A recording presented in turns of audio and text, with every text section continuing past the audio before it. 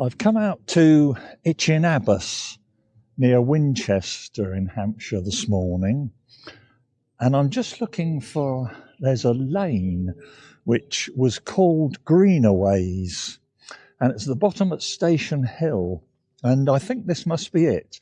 I'm just heading back into the village now, and it is certainly at the bottom of Station Hill. So I think this is probably it.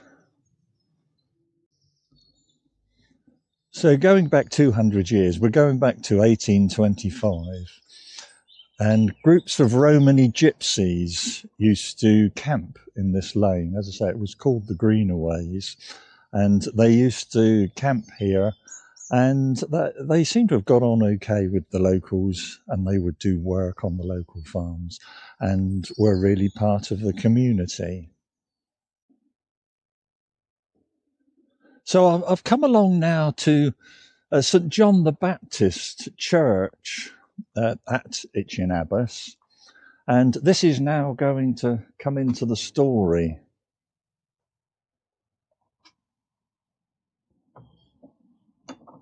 Shut the gate.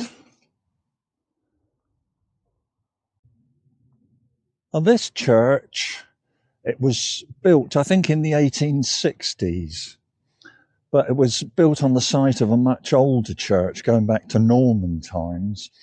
And I think there's little bits of the church still there from Norman times. But they think it could be even older than that. And it could actually go back, and there could have been a Saxon church here before that. So it's been around for a long time. And as can be seen from this yew tree, which is in the grounds here, which is of considerable age, I would think this is well in excess of 1,000 years, and probably going back to the origins of the church. But what I'm going to talk about today is about one of the gypsies who I said about, who used to come along. Gypsies in those days, they were different. They were very much part of the community, going back sort of 200 years, and they would wander around and they would arrive at villages like this at times when work needed to be done, work on the farms. And they would help out at times when, as I say, a bit of work needed to be done. And they were respected by the local people. I think they got on okay. It was all part of the country life. And they liked their lifestyle of travelling about and that. They didn't want to be settled down. Well, that was okay until in 1825, one of these gypsies, his name was John Hughes, but he was also called John Smith. And this is quite common among the gypsies, that they would all be called Smith. So they were all John Smith. And it was really to sort of throw people off who they really were, because they like to keep themselves to themselves. So he was known as John Smith, but his name seems to have been John Hughes. And he was caught stealing a horse. And this was a capital offence. I think most thieving was hard times back then, and I think most thieving was pretty much a capital offence. But certainly horses were so important to the economy that stealing a horse was very, very serious. And so John Hughes was caught stealing a horse, and he came up for trial. And usually, even in those days, this is 1825, and usually even in those days, thieving a horse was commuted to either life imprisonment or even more so back in that time, transportation. They used to transport them, of course, to Australia. But the judge who was judging the case, he said he'd seen enough of this recently, and he's fed up with this. So death was going to mean death. He would be hung, which is what happened. and he was hung in Westminster. He was taken to Westminster, where he was hung. Now, the vicar of the church here, his name was Robert Wright, and he seems to have known John Hughes, John Smith, and they seem to have had something to do with each other before. And he went to London, he went to Westminster, and he did try to intercede on John Hughes' behalf, but to no avail. But what he did, he went and saw John Hughes, and he said to them, I'll make sure that you do get buried in the churchyard by the old yew tree that's there. And I'll make sure. That wouldn't have been the case normally. People who were executed and suicides and that were not allowed a Christian burial. And so they were not generally buried within the churchyard. So that was something that Robert Wright did for him, and that is what happened. So I do actually know now. I've been over and had a look and found where the grave is. So here we are by the old yew tree.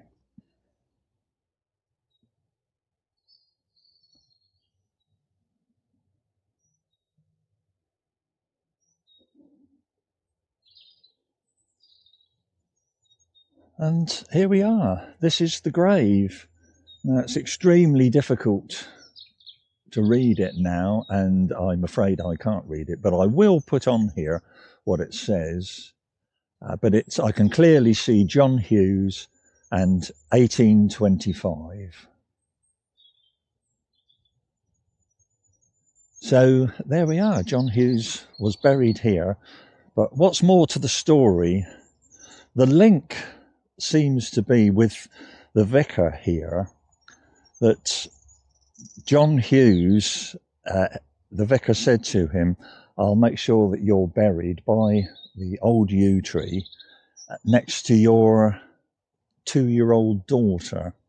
And suddenly the story becomes quite poignant, because John Hughes was 26 and his 2-year-old daughter, had been buried here a few years before. So suddenly it becomes a very human story. And I wrote an article about this. I used to write articles for the Echo on walking, and I did a walk through here, and I was sitting in the churchyard here one day I was doing the Itchen Way at the time, and I came through and I was just having my sandwiches and somebody came out from the church, and I got talking to her, because it's a nice place to sort of sit and have your sandwich when you're doing a walk. I look out for churches and that because they're nice and peaceful. And she said to me, do you know that the last person to be hung for stealing a horse in Britain is buried in this churchyard? And I said, no, I didn't know that. You often get these little stories like this by just being in a place and speaking to a local person. And she said, well, I'll show it to you. So she brought me over here. This is a good few years ago now.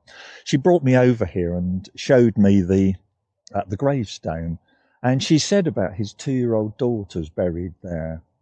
So I wrote the article and I included this story because it's always interesting when you're reading, and when you're reading a walk somewhere, it's always nice to know a little bit about the background and what sort of happened there. So I was talking to my editor a bit later. I said about the article, and I said to her, she had read it, and I said to her about and the thing was, its 2-year-old daughter was buried there as well, and she said, "Wow, that is powerful." And it is. It's one of those little human stories. I know it happened 200 years ago, but there we are. So I'll just have a look up here. Let's just see what we can see of the church. And there's a bit actually about John Hughes. It says the tombstone marking the grave of John Hughes is under the old yew tree. In 1825, Hughes was the last person to be hanged in England for stealing horses. The rector, Robert Wright, paid for him to be buried in Itchen Abbas churchyard. And it says the old yew tree in the corner of the churchyard is probably well over 1,000 years old.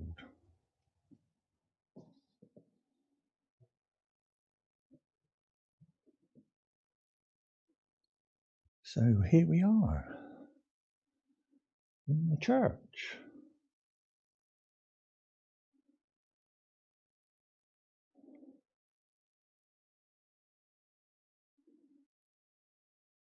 I presume that's the minstrel's gallery. These old churches used to have a minstrel's gallery before organs that came into these churches. They used to have a few people local who played an instrument, and they used to do it from the minstrel's gallery. Amazing ceiling.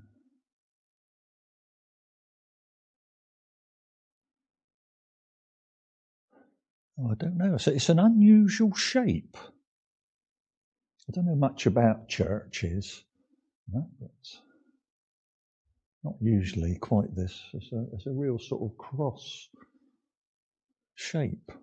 I don't think I've seen one like this before. It's come as a bit of a surprise.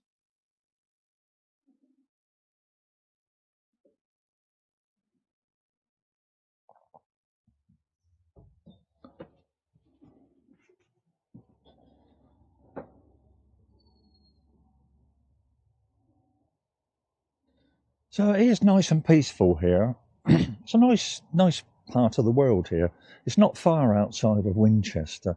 But it's quite quiet. There's been a few cars along the road, but it's been quite quiet since I've been here. There's been one or two people have walked through. It is popular with walkers because the Itchen Way, as I say, that goes through here, passes right by it. So it's good. I'm going to have a little sit down again. I'm just going to enjoy the peace and quiet while it's here. Yes, the gypsies, they've always been the type of people that they liked to travel around. They didn't like to be settled down. And in the Victorian times, it did cause conflict. I was brought up from the age of 9, in the New Forest out near Cadnan at Netley Marsh. And there was a big community of gypsies there because they'd always been in the forest, the New Forest gypsies, and they'd always just wandered around the forest. And they were itinerant workers, and they just made a living as they could. And they were very much part of the rural economy. But in Victorian times, of course, everything changed and the Industrial Revolution.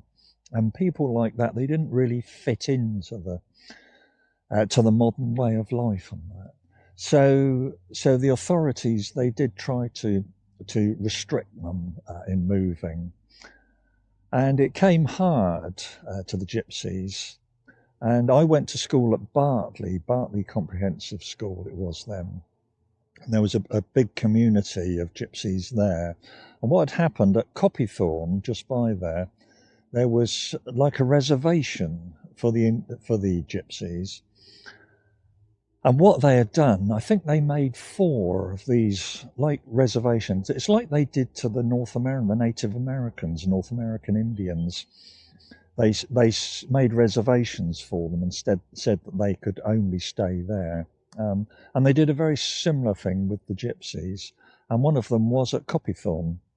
And then I think it was in the 1950s that they decided that this wasn't really working.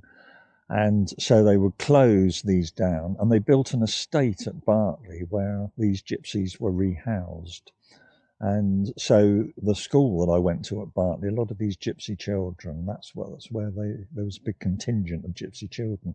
They were the ones who actually went to school. Generally, they didn't go. They went to sort of primary school and that, got a basic education. and then they used to leave school around 12. So anyway, I went to school with quite a few of them. And it's hard because it's just in their blood to move around, and it's hard for them. And it is true that they do look upon things a little bit differently. They don't look upon ownership quite the same as settled people do. I mean, we look upon ownership that we own something, and we are entitled to that ownership, and to keep people out. And the gypsies do struggle a bit with this concept of they're not allowed to go places, and ownership is a bit different.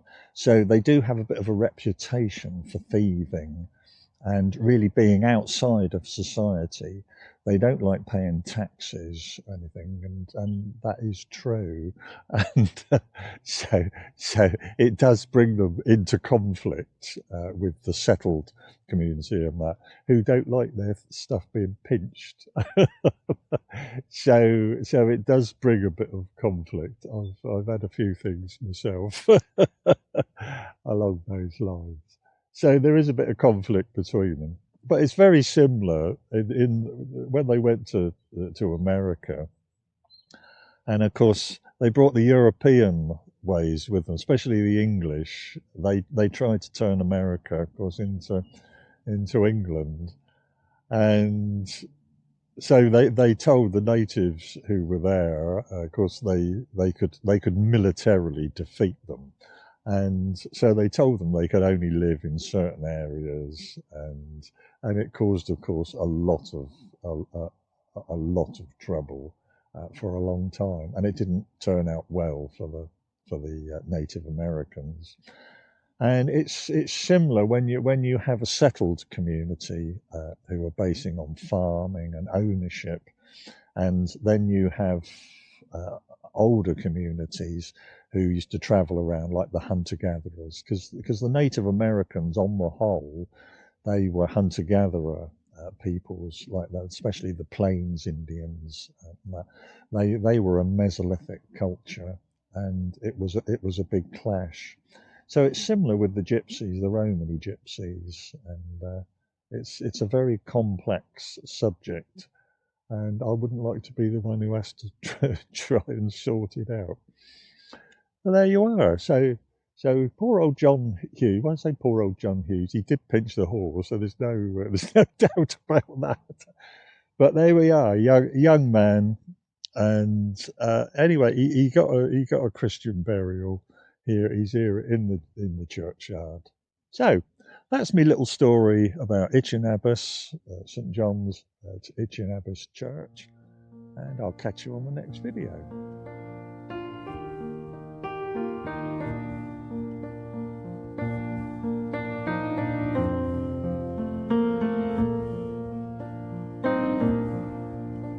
Alone I spend another night. I close my book, I dim the light. I wait for sleep to numb my lonely